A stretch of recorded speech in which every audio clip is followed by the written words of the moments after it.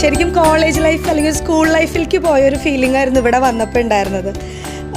പിന്നെ എനിക്ക് ഈ കുട്ടികളെ പഠിപ്പിക്കുക എന്നുള്ളതൊക്കെ എനിക്ക് ഭയങ്കര ഇഷ്ടമുള്ള കാര്യമാണ്.